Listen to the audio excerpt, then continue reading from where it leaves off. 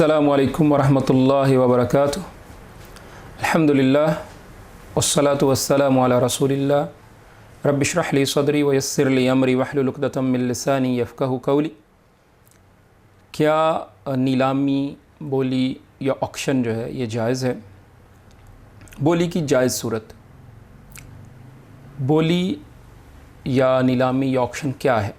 ऐसी फ़रोख्त जिसमें कई ख़रीदार एक शय का मोल लगाते हैं या कीमत लगाते हैं और सबसे ज़्यादा कीमत लगाने वाले को वो शय बेच दी जाती है, फ़रोख्त कर दी जाती है। Auction a public sale in which goods और property are sold to the highest bidder, जिसकी बिड या बोली सबसे ज़्यादा होती है उसको जो है वो चीज़ फ़रोख्त कर दी जाती है।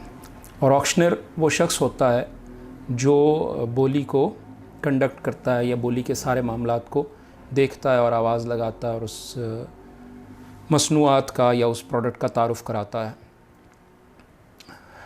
अनस इब्न मालिक रज़ियल्लाहु अन्हु बयान करते हैं, रसूलुल्लाह सल्लल्लाहु अलैहि वसल्लम की हदीस पेश करते हैं बोली के जवाज़ के हवाले से कि रसूलुल्लाह सल्लल्लाहु अलैहि वसल्लम ने एक बिछोना और एक प्याला फ़रोख्त किया और फ़रमाया ये बिछोना और प्याला कौन ख़रीदेगा?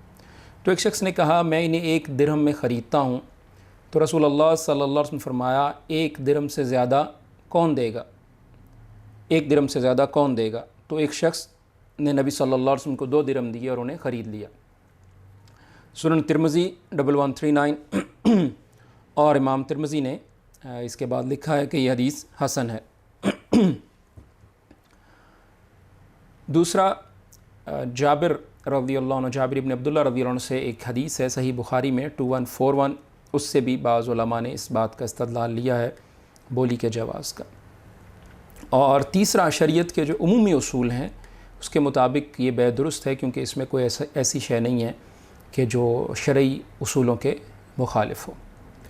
और चौथी बात एक ज़िक्र करते चलें कि एक हदीस इस हवाले से आती है जिसमें नबी सल्लल्लाहु अलैहि वसल्लम ने बैल मुज़ायदा या बोली से मना फरमाया, तो ये हदीस जो है ज़ईफ़ है और ये हदीस सही नहीं है। इब्न हजर अल-अस्क़लानी ने फ़थुल बारी में ये लिखा है, वो भी उसको भी देखा जा सकता है और दीगर मुहद्दिसीन ने भी इसको ज़ईफ़ करार दिया।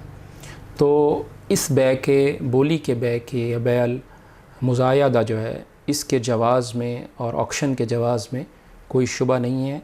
उलमा जो है इसको जायज़ करार देते हैं और ये जो हदीस पेश ज़िक्र की उसके पेश नज़र भी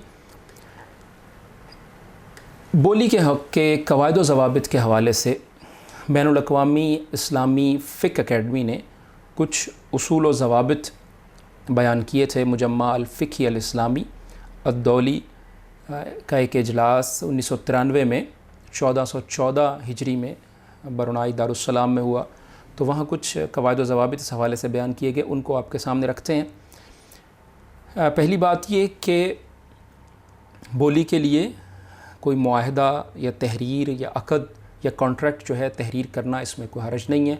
वो क़वाइद व ज़वाबित जो है तमाम बोली लगाने वाले और जो बोली लगाने वाला और जो ख़रीदने वाले हैं या अगर कोई बेचने वाला भी शामिल है तो वो उनके माबैन जो है लिखे जा सकते हैं और लिखे हुए मौजूद हों, और उसके बाद जो शख्स बोली में कामयाब हो जाएगा उस पर वो उन क़वाइद व ज़वाबित का और उस मुआहदे का बेचने वाले और ख़रीदने वाले के दरमियान जो है उसका इतलाक़ हो जाएगा। दूसरी बात ये कि बोली के अब जो मुआहदे और उनकी सूरतें हैं उसमें 2 बड़ी अहम सूरतें हैं। एक तो ये है कि एक इख्तियारी सूरत होती है या आम सूरत जिसे हम कहते हैं, जो आम लोगों के माबैन मुख्तलिफ़ मंडियों में बोलियाँ होती हैं, और दूसरी सूरत वो है कि जो अदालती या ख़ास को प्राइवेट कंपनी या सरकारी कंपनी या हुकूमती इदारों में या सरकारी हुक्म पर या अदालती हुक्म पर जो बोलियाँ जो हैं किसी ख़ास माल की बोली लगाई जाती है और वो हुकूमती उसूल व ज़वाबित के तहत जो है लाजमी होती है। यानी कोई मिसाल के तौर पर कोई ज़ब्त किया हुआ माल है, कोई ऐसा माल है जो गैर कानूनी उसमें कुछ मामलात थे, हुकूमत ने ज़ब्त कर लिया, या इसी तरह के और मामलात जो हैं, या पुरानी गाड़ियों वगैरह की या पुराने सामान की जो नीलामी होती है। तो बहरहाल तो ये 2 इसकी मेजर किस्में हैं। तो इसके बाद तीसरी बात यह है कि इसके बोली के हवाले से शुरूत और क़वाइद व ज़वाबित और रूल्स जो हैं वो लिखने में कोई हर्ज नहीं है, لیکن شرط یہ ہے کہ وہ سارے قواعد و ضوابط اور رولز اینڈ ریگولیشنز جو ہیں وہ اسلام کے احکامات کے مطابق ہوں، اس کے موافق ہوں اور اس کے مخالف نہ ہوں۔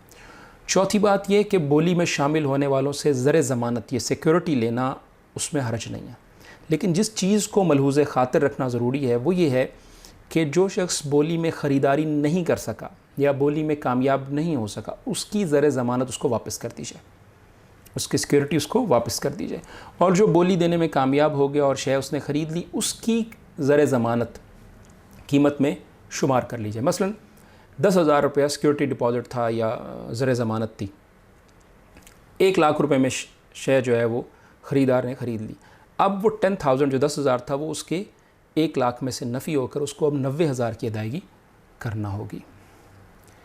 پانچویں بات یہ کہ بولی میں شرکت کرنے کی جو فیس ہے یا اس کے جو رولز اینڈ ریگولیشنز ہیں اس کی وہ فیس لی جا سکتی ہے، لیکن شرط یہ ہے کہ وہ ایکچوئل جو اخراجات ہیں ان کے مطابق ہوں۔ مثلا کاپی یا اوراق جو اس پر اس کے قواعد و ضوابط ہیں، تو وہ جس قیمت پر اس کی پرنٹنگ ہوئی ہے یا جس قیمت پر اس کو فوٹو کاپی کرایا گیا ہے، یا جیسے اس کا ایکچوئل خرچہ ہے، حقیقی خرچہ ہے، اس کے مطابق جو ہے وہ فیس اس سے وصول کی جا سکتی ہے۔ تو بولی کے جائز ہونے میں کوئی شبہ نہیں ہے، اور اس کے کچھ بنیادی قواعد و ضوابط جو ہم نے آپ کے سامنے ذکر کر دیے۔